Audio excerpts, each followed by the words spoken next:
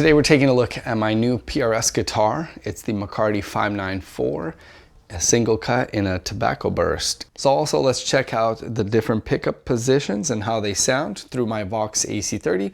I also plugged in a daily driver overdrive pedal that I make, and we'll hear how that sounds like with this guitar into the Vox, getting some delay from TC Electronic Alter Ego X4 as usual. So I'll go through the different pickup settings and then I'll coil tap the different pickups to hear the humbucker sound and then the single coil sound. And then in the middle, we can actually split either the coils, both of them, or either one of them. You can get very interesting tone options as well there. And on the upper, which is the neck, we can split that as well, and you'll hear what that sounds like. Also, I'll be engaging an overdrive pedal. It's the daily driver overdrive pedal that I make, and we'll hear what that sounds like with these pickups into the Alter Ego X4 from TC Electronic, delay, and also into a Vox AC30. And so let's check out all the sounds.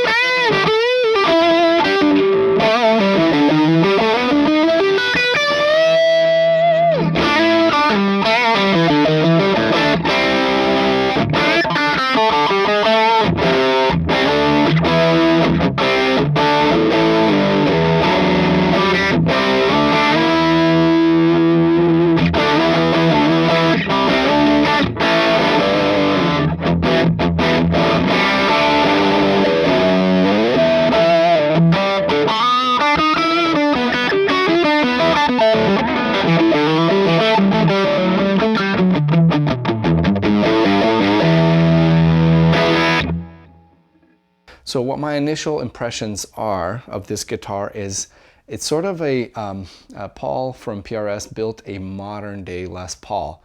And for some people that's a good thing, and for some people they still will love the older Les Paul design and the sound. And what it is Paul, he just built a Les Paul style guitar in a PRS style way of building things. The locking tuners improves tuning stability. This guitar stays in tune. It's almost a little bit unnatural. I pick it up and it's in tune. I'm like, my Les Paul never was in tune when I picked it up after not playing it for a little bit. So the angle of the headstock is a modern, it's not as severe as a Les Paul.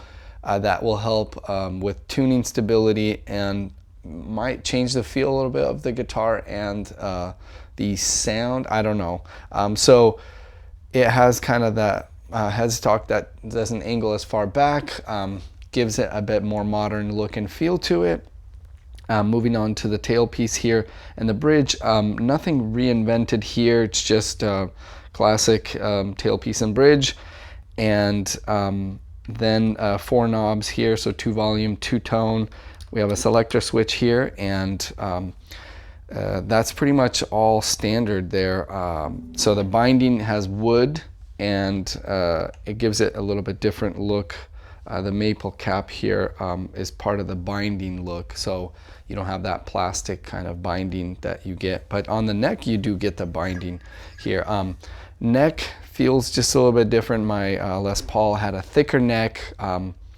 Again, it just played differently. And I've noticed compared to Les Paul, the weight of this guitar is a little bit less. The Les Paul, at least my 59 reissue, was pretty heavy. This one, not so much. The sound of the pickups, I feel like it's more modern again. They're just a little bit more open.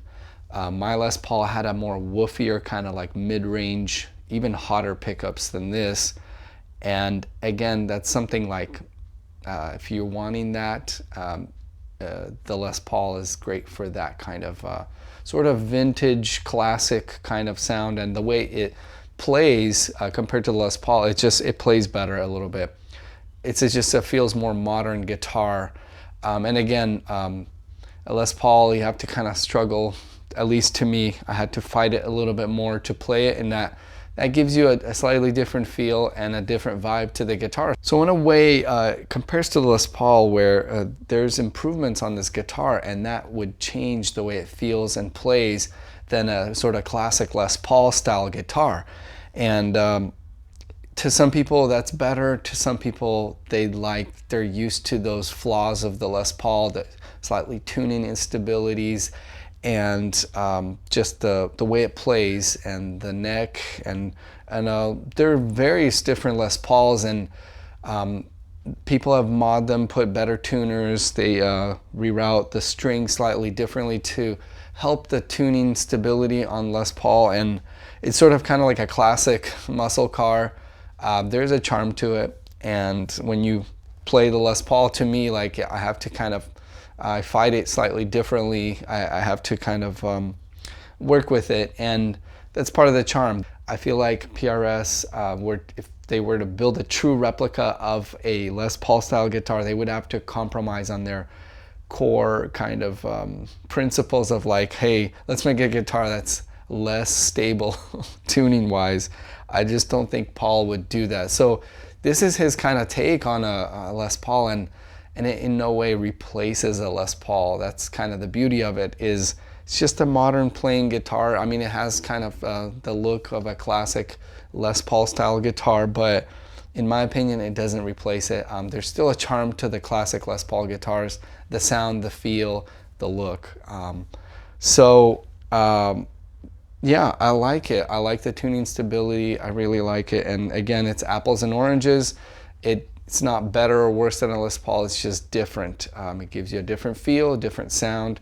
And also on the pickups, what's cool is a little Easter egg here.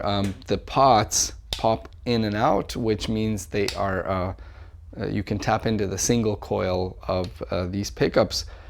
Drastically changes the sound and gives you extra tonal range. And again, it's the modern kind of option that a classic Les Paul would not have. Some Les Pauls have them, You can modify a Les Paul to have more of these features, but I feel like that, to me, this is a modern guitar, and a Les Paul is a more classic vintage style guitar, which has its own charm in its shortcomings, and no guitar is perfect. But yeah, so modern and Les Paul is a vintage classic guitar, and I feel like they both belong in a collection, because when you go for that Les Paul sound, it can get one sound, but it's just one good sound, and the guitar will fight you a little bit more, maybe, but that's part of the charm of the classic Les Paul. And then this will give you a little bit better playability, but it's a different sound. It's a more modern feel and sound to it. So it's based on taste. And one other thing too is Les Paul, I feel like their build quality is inconsistent. I have not tried the new guitars that they're putting out under some of the newer management and refined kind of processes in their factory, but if you're going for the PRS, you know you're getting a consistent quality, consistent sound, I'm pretty sure, and just the attention to detail is a little bit better.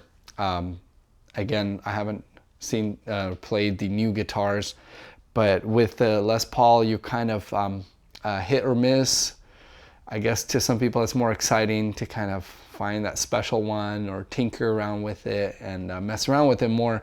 This is just like a good guitar. You just get it and you know it's gonna play well. The neck is not gonna be all out of whack. And when I got my Les Paul, I had to take it in to get it readjusted, because for some reason they just can never be set up. And my brother also has an acoustic guitar. When he bought the J200, it's a jumbo acoustic guitar, the neck was just out of whack on it as well, and needed to be reset up. And so there's just more work with Les Pauls and Gibsons in the past. Again, I don't know about the new quality that they have, but I haven't been fortunate enough to check out the new quality, because I just got rid of my older Les Paul that was a 2007 model.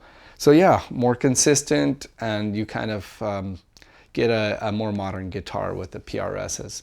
So I hope you guys enjoyed my little review of this guitar, and check out PRS guitars if you're looking for a more modern, more stable playing Les Paul style guitar.